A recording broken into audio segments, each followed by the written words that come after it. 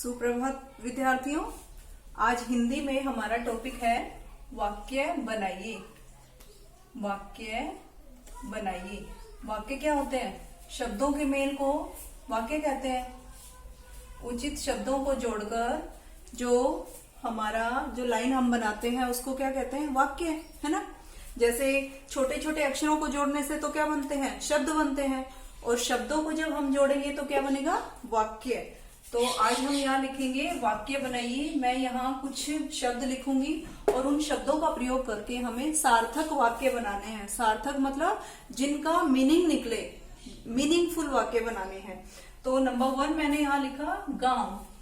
तो गांव शब्द को लेकर आप कोई भी सार्थक वाक्य बना सकते हो। जैसे मैं यहाँ लिख रही हूं, मेरा गांव बहुत सुंदर है। मेरा गांव बहुत सुंदर,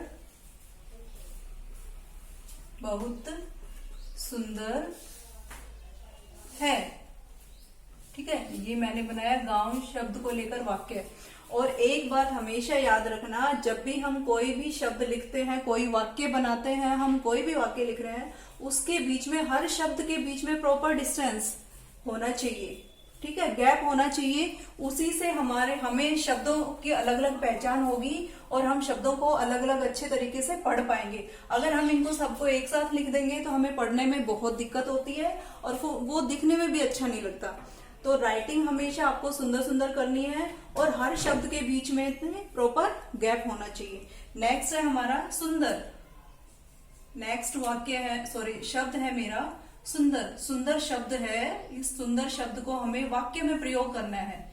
मतलब हमें कोई ऐसा वाक्य लिखना है जिसमें ये शब्द आए बीच में। तो यहां लिखा मैंने, मोर एक सुंदर पक्षी है। मोर एक सुंदर पक्षी है। ये हो गया हमारा मोर पर। मतलब देखो, हमारा शब्द है सुंदर और ये सुंदर शब्द जो है हमारे वाक्य में आना चाहिए, तो यहां पर आ रहा है ना, तो ये हमारा एक सार्थक वाक्य बन गया। नंबर 3 है कहानी।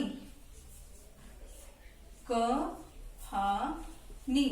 कहानी शब्द को लेकर मैंने वाक्य बनाया, मैं रोज कहानी पढ़ता हूं।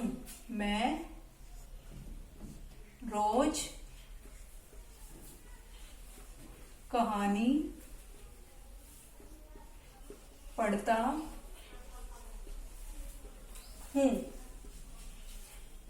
अगर आप चाहो तो इसकी जगह और भी कोई शब्द वाक्य बना सकते हो। उसमें मात्राएं ठीक से होनी चाहिए और उस शब्द का, उस वाक्य का अर्थ निकलना चाहिए। नेक्स्ट है यहाँ घर। घर को लेकर मैंने वाक्य बनाया, मेरा घर बहुत बड़ा है। मेरा घर बहुत बड़ा है। ठीक है, ये हमारा हो गया घर को लेकर। उसके बाद अब मैं लिखूंगी पत्र। पत्र क्या होता है? चिट्ठी।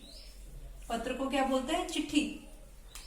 पहले जब फोन नहीं होते थे तो एक दूसरे को मैसेज पास करने के लिए पत्र यूज करते थे, पत्रों का प्रयोग करते थे। ठीक है, तो पत्र को लेकर मैं यहां लिखूंगी डाकिया। डाकिया कौन होता है? डाकिया मीन्स पोस्टमैन। जो पत्र जो होते हैं, चिट्ठियों को एक जगह से दूसरी जगह पर पहुंचाते थे, उनको क्या बोलते हैं? डाकिया। डाकिया पत्र लाया। अब नेक्स्ट है हमारा नंबर 6 कक्षा। कक्षा मीन्स क्या होता है? क्लास। क्लास को हिंदी में कक्षा बोलते हैं। तो यहां कक्षा को लेकर शब्द वाक्य बनाया मैंने, मैं कक्षा प्रथम। प्रथम मीन्स फर्स्ट। प्रथम में पढ़ता हूं। मैं कक्षा प्रथम में पढ़ता हूं। नेक्स्ट है नंबर 7 है हमारा शेर। शेर। शेर शब्द को लेकर वाक्य बनाना है, शेर जंगल का राजा है। शेर जंगल का राजा है। नेक्स्ट है हमारा नंबर 8 पर है। नंबर 8 तालाब। तालाब, तालाब क्या होता है? जिसमें पानी भरा हुआ होता है। तो तालाब को लेकर हम वाक्य बनाएंगे। तालाब में मछली तैर रही है। तालाब में मछली तैर रही है। नंबर 9 है मेरा बंदर। बंदर को लेकर मैंने वाक्य बनाया। बंदर केले खाता है। बंदर केले खाता है। नेक्स्ट है हमारा लास्ट है दिल्ली। दी आधा ले ली, दिल्ली। दिल्ली क्या है? दिल्ली हमारे देश की राजधानी है। दिल्ली हमारे देश की, हमारे देश की राजधानी है। राजधानी है। ठीक है, ये हमारे हो गए 10 वाक्य। कितने वाक्य हो गए हमारे? 10 वाक्य हो गए हैं। मैं इनको एक बार दोबारा पढ़ देती हूँ और आपको एक बार दोबारा समझा देती हूँ। मेरा आज का टॉपिक है वाक्य बनाइए। यहाँ मैंने 10 शब्द लिखे हुए हैं। इन शब्दों का प्रयोग आपको वाक्यों में करना है। मतलब हम जो वाक्य लिखेंगे, जो लाइन लिखेंगे हम, उसमें ये शब्द आने चाहिए। ठीक है, और वाक्य बनाते समय हमेशा ध्यान रखना, जब हमारा वाक्य जहाँ कंप्लीट हो जाता है, जहाँ पूरा हो जाता है, वहां पूर्ण विराम लगाना है। ये जो लाइन होती है इसको बोलते हैं पूर्ण विराम। अगर हम ये लाइन नहीं लगाएंगे, इसको हम ऐसे छोड़ देंगे, तो इसका मतलब अभी हमारा वाक्य खत्म नहीं हुआ है।